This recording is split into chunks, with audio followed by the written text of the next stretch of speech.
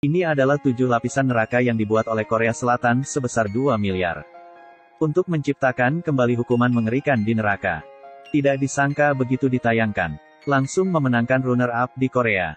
Orang yang sudah nonton, tidak berani nonton lagi. Cerita dimulai. Seorang damkar kecelakaan saat sedang bertugas. Dia jatuh dari ketinggian.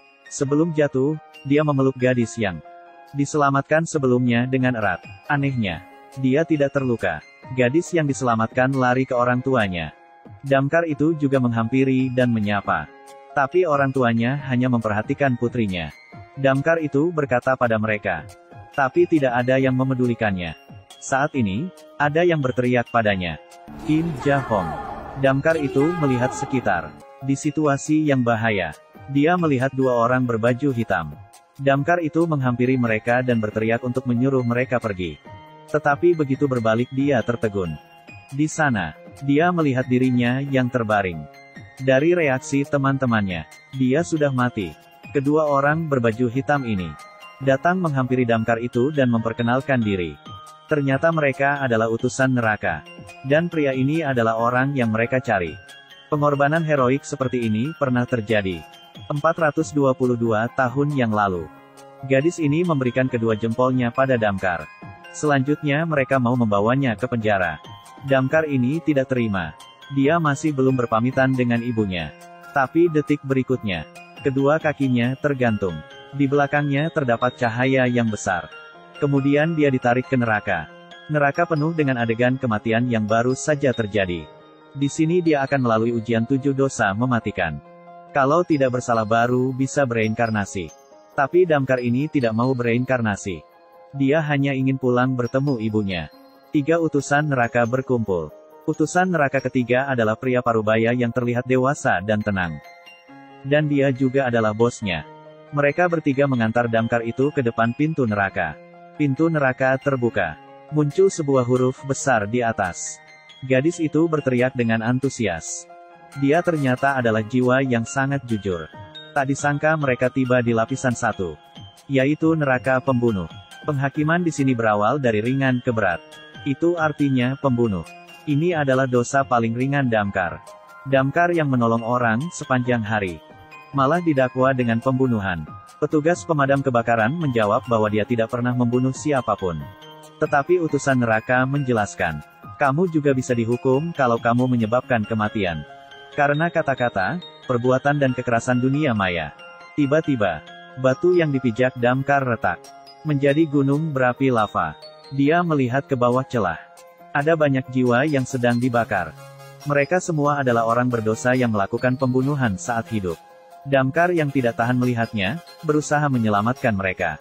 Tapi saat dia baru mau menarik tangan seseorang, langsung melihat pria jelek yang meneriakinya. Dia adalah tuan neraka pembunuh. Raja Bian Cheng. Raja bertanya pada damkar, kenapa suatu kali saat operasi pemadam kebakaran harus menyerah menyelamatkan rekannya, menyebabkan seorang rekan yang harusnya bisa diselamatkan meninggal. Damkar merasa bersalah dan terdiam. 2 hakim langsung mengatakan damkar serakah dan takut mati. Dan berkata untuk menghukumnya. Pada saat ini utusan yang membela damkar berdiri. Dia mengembalikan kebenarannya. Ternyata keadaan saat itu sangat berbahaya. Bangunan itu kapanpun bisa runtuh. Rekannya menyuruhnya untuk menyelamatkan orang lain dahulu. Baru kembali menyelamatkannya. Saat itu, damkar menyelamatkan 8 ornak. Saat dia bersiap menyelamatkan rekannya, bangunannya runtuh. Raja membuat keputusan saat memahaminya. Damkar tidak bersalah. Penghakiman langsung dicabut. Sebuah batu besar menempel di dada damkar. Orang baik akan selalu menyalahkan dirinya tidak melakukannya dengan baik.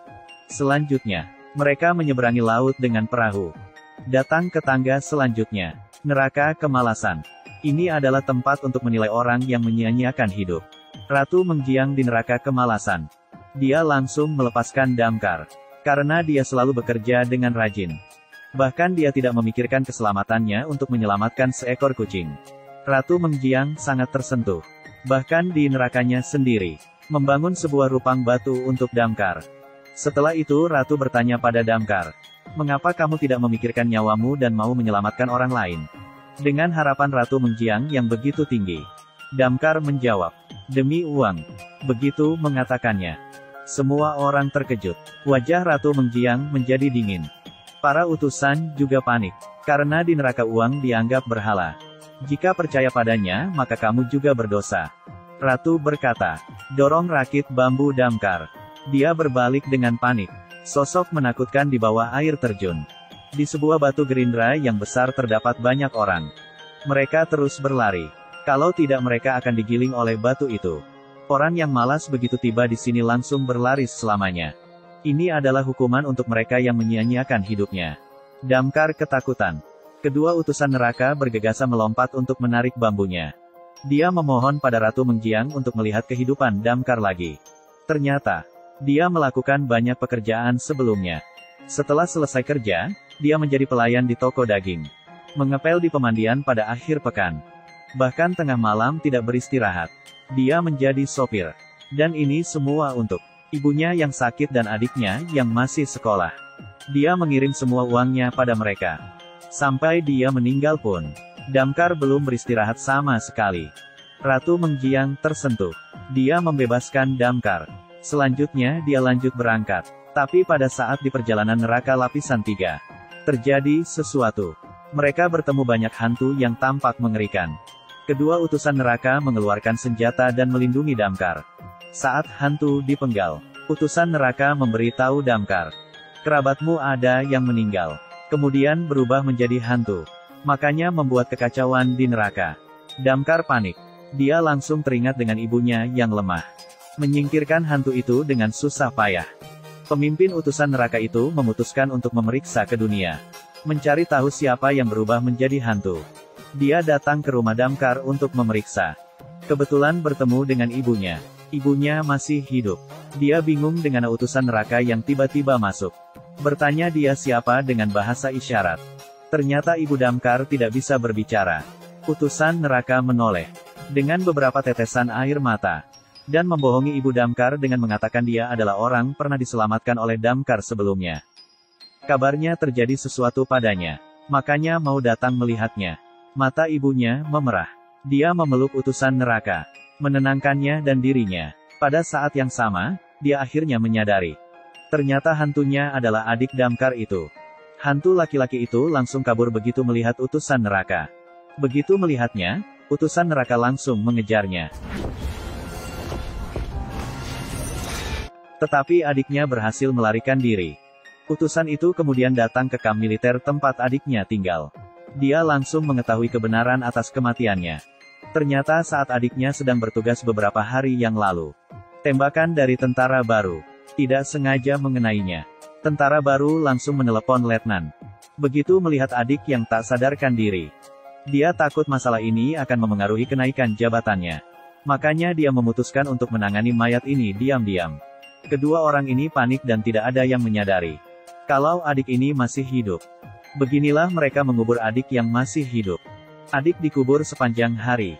Setelah dia mati, jiwanya berubah menjadi hantu. Kemudian agar tidak ketahuan, dia berbohong dengan menyebut adik sebagai pembelot tentara. Dan tentara baru selalu hidup dengan perasaan takut dan bersalah. Dia dihantui sepanjang hari. Pergi ke bar mabuk. Utusan neraka mengikuti tentara baru. Melihat roh jahat yang selalu mengikutinya, dia bahkan bersiap untuk menjatuhkan lampu itu agar menimpa tentara baru hingga mati. Utusan neraka menghalanginya lagi. Dia akhirnya menjebaknya di tiang dengan tali. Tapi jiwa jahat pada hantu ini terlalu kejam. Hari itu mereka telah mengalih kepercayaanku pada mereka. Mereka mengkhianatiku. Kemarahannya meledak dan mematikan listrik bangunan ini. Kemudian lepas dari tali dan kabur. Hantu yang melarikan diri terus mengikuti tentara baru. Dia menyadari tentara baru itu datang ke rumahnya. Dia tidak tahan lagi dengan siksaan hati nuraninya. Memutuskan untuk memberi tahu letak mayatnya pada ibu adik itu. Dan dia sendiri memutuskan untuk bunuh diri. Tentara baru memasukkan kepalanya ke dalam tali. Dan tergantung. Siapa sangka saat ini, hantu muncul di belakang utusan neraka. Dia meminta utusan neraka menyelamatkan tentara baru. Dengan syarat dirinya tidak akan kabur lagi. Utusan neraka menyetujuinya. Saat diselamatkan, adik menyuruh utusan neraka memberitahu tentara baru kalau dia harus hidup dengan baik ke depannya. Dia sudah tidak menyalahkannya lagi. Setelah tentara baru menyetujuinya, kemarahan sang adik juga telah padam. Di sisi lain, Damkar melalui neraka lapisan 3 dengan kesakitan. Mereka adalah tanah kebohongan yang dijalankan oleh Raja Taisan. Di sini, orang yang berbohong lidahnya akan dicabut. Neraka ketidakadilan dijalankan oleh Raja Wuguan. Para tahanan di sini ditutup dengan es. Dan neraka pengkhianatan dijalankan oleh Raja Zombie. Para tahanan di sini semuanya terperangkap di cermin. Damkar berhasil melewatinya satu demi satu. Tapi begitu mereka tiba di neraka kekerasan, Damkar menemukan masalah. Ternyata dia pernah memukuli adiknya tanpa alasan saat SMA. Pada saat itu adiknya sangat kekurangan gizi. Jadi tidak punya tenaga sama sekali. Tetapi begitu memukuli adiknya, Damkar langsung keluar. Oleh karena itu dia tidak pernah mendapatkan permohonan maaf dari adiknya. Raja Qingguang neraka kekerasan menghukum Damkar yang berdosa. Sebentar lagi, hukum berlangsung. Damkar masuk dalam bahaya. Kedua utusan ini bergegas menghubungi pemimpinnya. Pada saat ini pemimpinnya sedang sibuk mengurusi mayar adik Damkar. Pastinya tidak sempat datang. Dia menyuruh gadis itu untuk mengajukan percobaan gabungan. Juga melakukan percobaan gabungan antara neraka lapisan ini dan lapisan setelahnya. Tapi ada harga yang harus dibayar untuk melakukan hal ini. Kalau dia tidak lolos percobaan, dia akan dihukum oleh dua neraka bersamaan. Dan selamanya tidak lahir kembali. Bahkan utusan neraka yang membelanya juga kehilangan kesempatan untuk bereinkarnasi. Tapi saat ini tidak ada cara lain. Di sisi lain, ibu yang tidak bisa berbicara menemukan lokasi kamp militer di peta. Jadi dia yakin anaknya bukanlah seorang pembelot. Orang tua ini bergegas ke kamp militer untuk mencari putranya. Tapi kebetulan dilihat oleh letnan itu. Dia merobek label pada ibu ini. Memerintahnya untuk pergi. Ibu ini menolak. Dia mengeluarkan peta yang diberikan tentara baru. Terdapat letak anaknya dikubur. Letnan itu panik. Dia mendorong ibu ini dengan keras.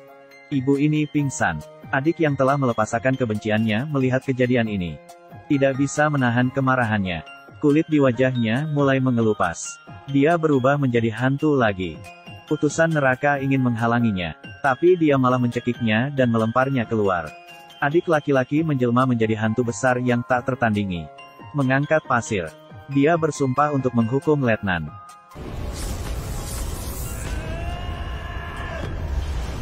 Seketika kamp militer menjadi kacau.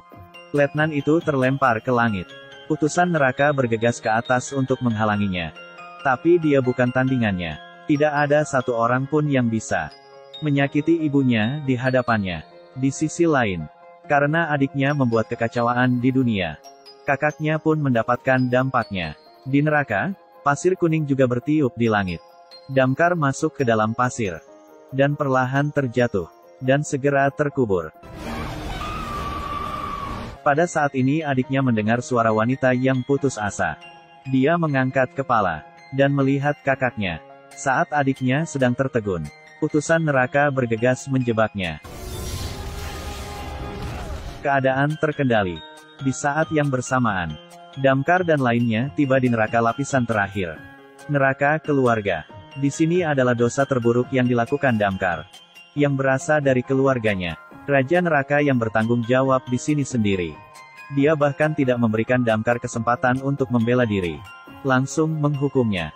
Ternyata hari di mana Damkar memukuli adiknya. Dia juga berencana membunuh ibunya dengan menekannya dengan bantal. Karena ibunya koma, dia kehilangan kesadaran.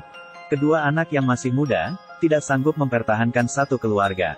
Makanya Damkar memutuskan untuk mati bersama. Tapi adiknya menghalanginya. Setelah malam itu, Damkar yang diselimuti rasa bersalah meninggalkan rumah. Sudah 15 tahun, dia tidak pernah pulang.